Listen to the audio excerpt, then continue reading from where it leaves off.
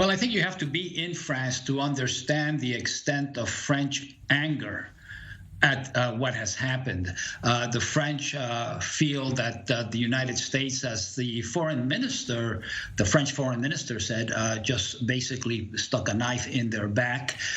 They are very, very upset. Now, the phone call yesterday between President Biden and President Macron calmed things down a little bit, especially since the joint statement, the joint communique, said that the United States should have consulted more with France and European allies on this matter. That brought down the temperature a little bit. The two presidents are going to meet in Europe at the end of October, they also announced. And today, as you just said, the two foreign ministers are going to meet. So there's an effort, obviously, to bring down the temperature. The French ambassador, who was recalled for Washington for the first time in the history of the very, very long diplomatic relations between the two countries, beginning with the American War of Independence, that ambassador will be going back to Washington next week and will be meeting with officials. However, it will be a long time before relations between the two countries get back to normal.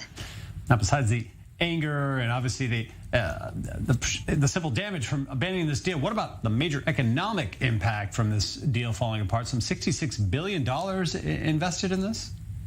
Actually, believe it or not, the economic impact is not going to be so great because the part of that France was getting directly was rather small. And today, the president of the naval group, the French naval group that was going to build the submarines, said that, in effect, it will only affect about 10% of their business. So it really is not an economic issue from the French point of view. It is a political, diplomatic issue. It's a geopolitical issue.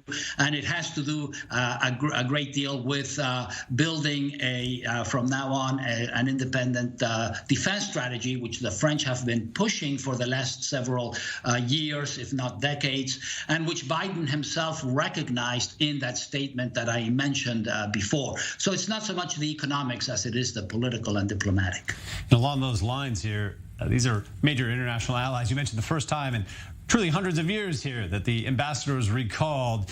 Now, what besides this actual moment, the impact this week from this fallout, now what type of foreign issues are at risk here, cooperative issues between France and the U.S.? And in the end, this was about countering China. Is that harmed by this?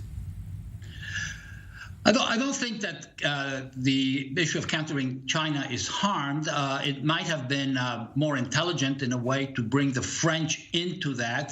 The French are trying, as usual, to have an independent third way. But you have to remember, France is a very important presence in the Indo-Pacific area, much more than Britain, which is also a part of this New Deal.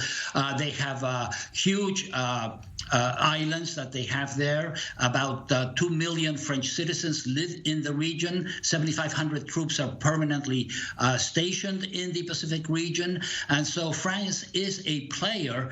And the fact that they were not at all considered and that these negotiations took place behind their back is really quite stunning from all points of view. You don't necessarily have to be on the French side to realize that France is a player and that it would have been perhaps more intelligent, as I say, to include them.